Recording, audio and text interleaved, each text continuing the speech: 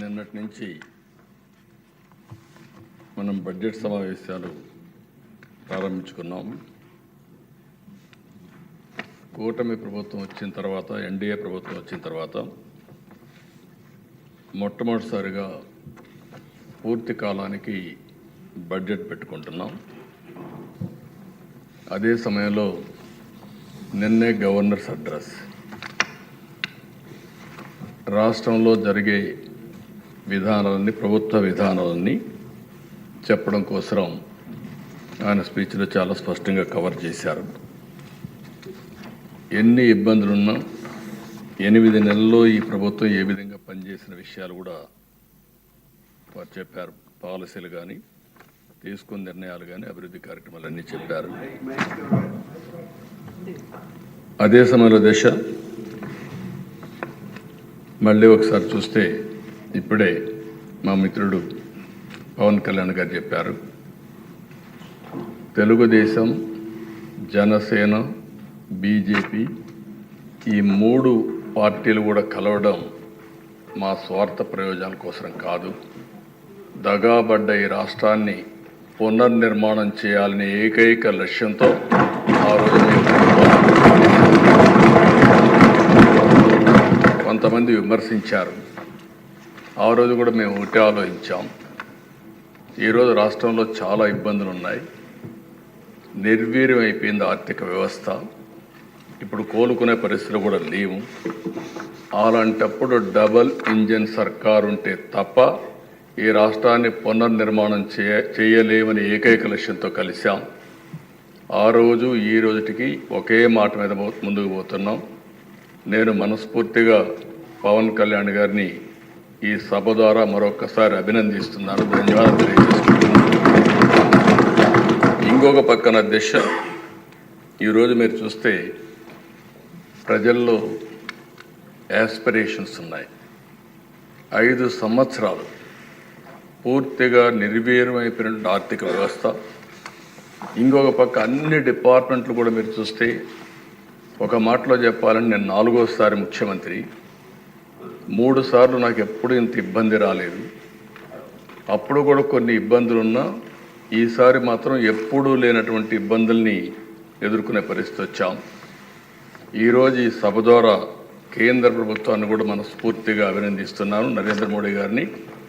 ఎందుకంటే దేశ ఈరోజు మనం అడిగిన దానికంటే కూడా నేను అనుకున్నాను ఇంకా సమయం పడుతుందని, సకాలంలో స్పందించి అన్ని విధాలా సహకరించినటువంటి నరేంద్ర మోడీ గారిని, కేంద్ర ప్రభుత్వాన్ని ఈ సందర్భంగా మనస్ఫూర్తిగా అభినందిస్తున్నాను. ఆ సహకారంగా లేకపోయింటే మనం ఇంకా చాలా ఇబ్బందుల్లో పడేవాళ్ళం. ఆ విషయాలు కూడా మనం మాట్లాడుకుంటాం. అధ్యక్ష, ఏదైతే వెంటిలేటర్ పై నుండి రాష్ట్ర ఆర్థిక పరిస్థితి కానీ, రాష్ట్రాన్ని కానీ కేంద్ర ప్రభుత్వ సహాయంతో ఇప్పుడిప్పుడే బయట వచ్చే పరిస్థితికి వచ్చాం. అయితే అధ్యక్ష, ఈరోజు మన ఆవేదన ఇప్పుడు కూడా మాట్లాడారు. నేను అందరికంటే సీనియర్ మెంబర్ని. ఇది దగ్గర 9వసారి, అంటే 9 సార్లు ఎమ్మెల్యే కావడం ఒక అరుదైన అనుభవం కూడా అధ్యక్ష. అయితే నేను 78లో మొట్టమొదటి వచ్చినప్పటి నుంచి చూశాను రోడ్లు లేని పరిస్థితి. అప్పుడు ఎమ్మెల్యేకి ప్రివిలేజెస్ ఏంటంటే ఒక 3 గ్యాస్ కనెక్షన్లు, మిలిటరీ జీప్, నేరుగా తమిళనాడుకు పోతే ఆర్మీ నుంచి ఒక జీప్ ఇస్తారు. ఆ జీప్ కూడా నడవదు, దాన్ని ట్రోలింగ్ చేసుకొని రావాలి, వచ్చి రిపేర్ చేసుకొని. అప్పుడు రోడ్లు కూడా అదే పరిస్థితి, ఏ ఊరికి కూడా రోడ్లు ఉండవు, జీప్ ఉంటే తప్ప కాన్స్టిట్యున్సీలు తిరగలేమనే ఉద్దేశంతో అప్పుడు ఆ ఫెసిలిటీ ఇచ్చారు దేశాలు. ఈరోజు ఎమ్మెల్యేస్ గుర్తుపెట్టుకోవాల్సిన అవసరం ఉంది.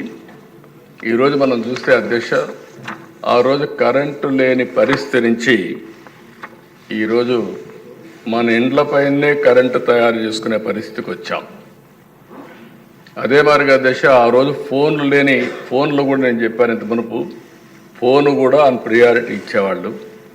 ఈరోజు మనందరం చూస్తే సెల్ ఫోన్లు పెట్టుకొని హౌస్లో కూడా పనిచేసుకునే పరిస్థితికి వచ్చాం. అయితే అధ్యక్ష, ఈ సభలు చాలాసార్లు నేను చూశాను. ఈ సభను చూసినప్పుడు చాలా హుందాగా జరిగాయి, గౌరవంగా జరిగాయి. మొట్టమొదటిసారిగా నా జీవితంలో చూసిన సభ గడచిన సభ. ఆ రోజు ఈ సభలోనే చెప్పాను, ఇది గౌరవ సభ కాదు, ఇది కౌరవ సభ. మళ్ళీ ఈ సభను ప్రజల దగ్గరికి వెళ్ళి ప్రజల ఆమోదం తీసుకుని మళ్ళీ ఈ సభకు వచ్చి గౌరవ సభ చేస్తామని ఆ రోజు కంకణం కట్టుకోవడం ప్రతిజ్ఞ చేసి వెళ్ళాం. అది నిలబెట్టుకొని అసెంబ్లీకి వచ్చాం. కానీ ఈ గౌరవ సభని గౌరవించే సంస్కారం లేని పార్టీ ఈరోజు అసెంబ్లీ కూడా వచ్చే పరిస్థితి లేకుండా పోయింది. అధ్యక్ష, ప్రజాస్వామ్యంలో చాలామంది చూశాను, పెద్ద పెద్ద వాళ్ళందరినీ చూశాం. ఎప్పుడు కూడా అసెంబ్లీ అంటే ఒక గౌరవం. అసెంబ్లీ అనేది ప్రజా సమస్యల పరిష్కారం కోసం ఇది ఒక వేదిక, ఒక పవిత్ర దేవాలయం. అలాంటి దేవాలయంలో మనం చూస్తే నిన్న మన పరిస్థితి మనం చూసాం. ఇప్పటికే మన మిత్రులందరూ మాట్లాడారు. నా 41వ సంవత్సరం ఇప్పటివరకు అనుభవాలు చూస్తే 40 ఏళ్లలో నాకు ప్రతిపక్ష హోదా ఇస్తేనే అసెంబ్లీ జరగనిస్తాం లేకుంటే ఉంటామని చెప్పిన ఏకైక సందర్భం నిన్నటి రోజు అధ్యక్ష. ఒక మాటలో చెప్పాలంటే అది ఒక చీకటి రోజు అన్న అభిప్రాయం. ప్రజలు 11 మందిని గెలిపించారు, 11 గంటలకు వచ్చారు, 11 గంటల 11 నిమిషాలకు వెళ్ళిపోయారు. అంటే కరెక్ట్గా 11 నిమిషాలు ఉన్నారు. ఆ 11 నిమిషాల్లోనే స్పీకర్ను అవమానించడం ఇవన్నీ జరిగే పరిస్థితి వచ్చింది. అధ్యక్ష, ఒక్క విషయం గుర్తుపెట్టుకోవాలి, ఇక్కడుండే మనం కానీ ప్రజలకు కానీ విజ్ఞప్తి చేయాల్సిన అవసరం ఉంది.